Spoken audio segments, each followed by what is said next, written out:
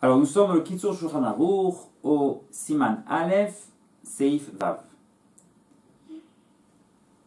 Nous dit le Kitzur.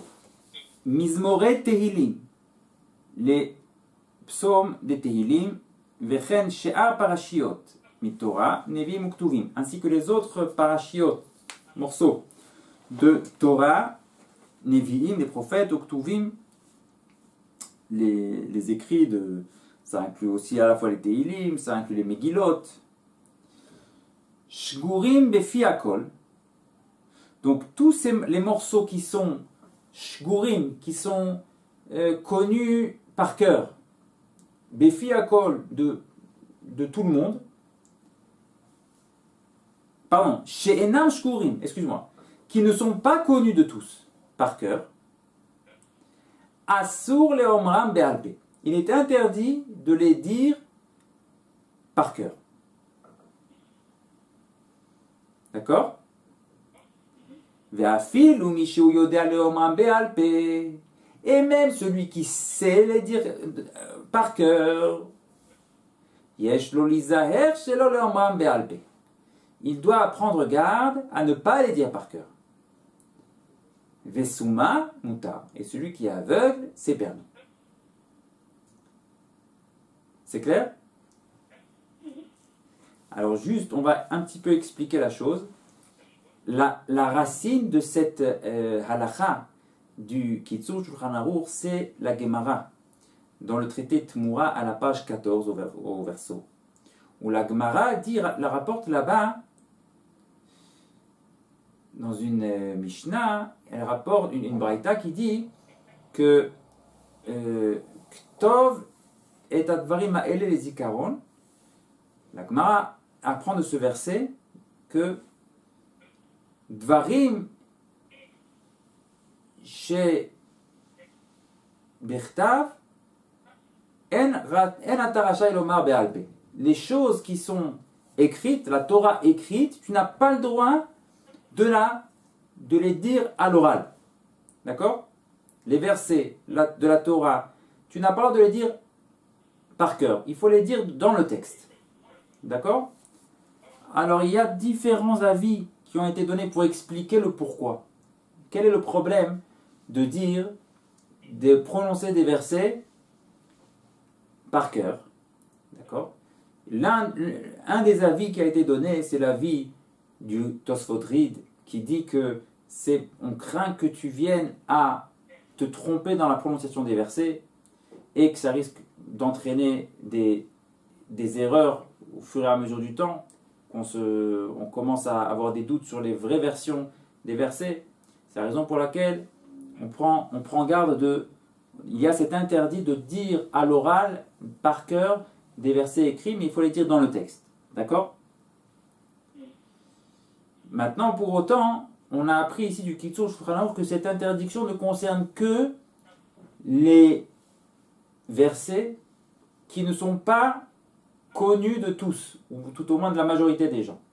D'accord? Autrement dit, on entend de là que du Kitzur Shulchan Aruch, que si maintenant il s'agit de versets qui sont connus de tous, la grande majorité des gens les connaissent par cœur, là il n'y a pas d'interdit, il n'y a pas de problème. D'accord? On peut les réciter par cœur. On peut les réciter par cœur. D'accord? Et tel est en réalité, et cet avis qui est donc mentionné ici, c'est l'avis du Shulchan Aruch. C'est qui tranche en fait comme le premier avis qui est mentionné dans le tour, donc qui disent que si la majorité des gens connaissent par cœur, alors on a le droit de dire par cœur. D'où est-ce que vient cet avis-là? En réalité, il y a une grande question sur ce sujet-là qui est demandée par les Rishonim. Une des grandes questions qui est demandée sur cet interdit de dire par cœur ce qui est écrit, demande les Tosfot, demande d'autres, c'est que à l'époque, il n'y avait pas des sidurim comme aujourd'hui. Les sidurim, c'est venu avec l'impression. Mais avant l'impression, il n'y avait pas de sidurim. Donc la prière se faisait par cœur. Alors demande les Tosfot, comment se fait-il que dans l'ordre de la prière, il y a le Kriyat Shema, il y a Aziashir Moshe, qui tout ça sont des parachiotes de la Torah. Or, on les dit par cœur. Comment est-il permis de les dire alors qu'il y a un interdit de dire à l'oral des versets de la Torah. D'accord? De cette question-là naît donc cette première réponse que nous voyons dans le Kitzur Shulchan, qui est la halacha, qui est l'avis du Shulchan Aruch, qui est de distinguer entre les parachiotes, les morceaux qui sont connus de tous à l'oral, par cœur, où là c'est permis de les dire par cœur, comme le Kriyat Shema, comme Adiashir Moshe, comme les psuké des Imra, de la prière du matin, et ceux qui ne sont pas connus de tous, où là il faut les dire dans le texte. D'accord? Il y a un autre avis, qui est l'avis de Tosfot, qui eux répondent non. Eux ils disent, la différence qu'il y a entre le Kriyat Shema et le Adiashir Moshe, où là c'est permis, et les autres versets qu'il est interdit de dire, comme c'est mentionné dans la Gemara, c'est la différence suivante. C'est que le Kriyat Shema et Adiashir Moshe, par exemple, ce sont des parachiotes que tu dis pour toi-même. D'accord? Tu ne les dis pas pour rendre quitte d'autres personnes. Donc là, dit Tosfot, étant donné que ce n'est pas pour rendre quitte les autres personnes, c'est permis. Parce que la Gemara a dit qu'il est interdit de dire à l'oral des choses écrites, c'est que quand tu vas rendre quitte d'autres personnes de leur obligation. D'accord? Mais cet avis-là de Tosfot n'est pas retenu, ici en tout cas par le Kitzur Shulchan Aruch. Lui ne retient que le premier, qui est l'avis du Shulchan Aruch, qui est de retenir cette distinction entre les morceaux qui sont connus de tous par cœur et ceux qui ne le sont pas. Ceux qui sont connus de tous par cœur, on a le droit de les dire même sans lire dans le texte. Ceux qui ne sont pas connus de tous par cœur, on doit les lire dans le texte. C'est clair? C'est clair, Salomon? La grande différence qu'on va trouver ici, la grande conséquence par exemple qu'on va trouver ici, c'est concernant le Vaychulu Hashamayim ve'haaretz que nous disons le soir de Shabbat, ou bien Veshamru bnei Israël à Shabbat qu'on dit le Shabbat matin. Ce sont des versets qui viennent de la Torah, qui sont connus de tous. Donc selon l'avis qui est rapporté ici dans le Shulchan Aruch, ainsi que dans le Shulchan Aruch, on a le droit de dire ces morceaux-là à l'oral, même sans lire dans le Sidour. Ah, mais ce sont des morceaux de la Torah, et on a un principe de la Gemara qui dit que ce qui est de la Torah, on n'a pas le droit de dire à l'oral. Nous dit ici nous répondons à cela, certes, mais étant donné que ce sont des versets qui sont connus de tous par cœur, c'est la raison pour laquelle on a le droit de les dire par cœur. D'accord? Et c'est là donc la tradition, en tout cas chez les Marocains, en tout cas, de dire sans regarder dans le Sidour, Vaychulu Hashamayim ve'haaretz ou Veshameru. Mais en revanche, selon le deuxième avis, celui de Tosfot, qui lui fait la différence entre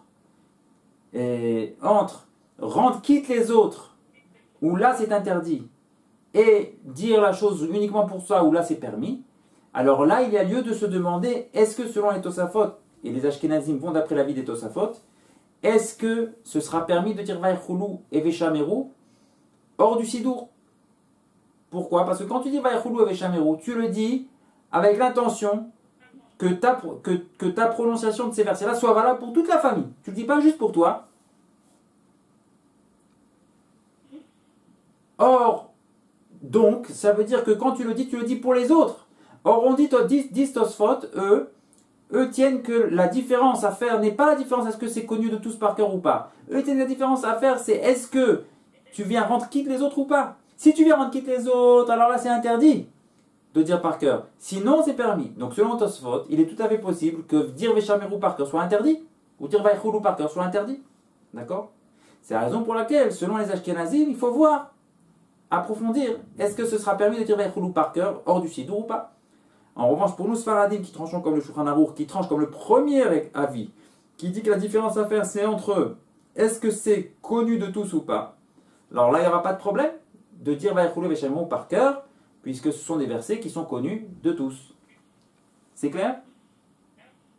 Ça, on est connu de tous, et ça dépend des milieux. Il y a des milieux où on ne connaît pas le texte par cœur, et d'autres des milieux où on ne connaît pratiquement aucun texte par cœur.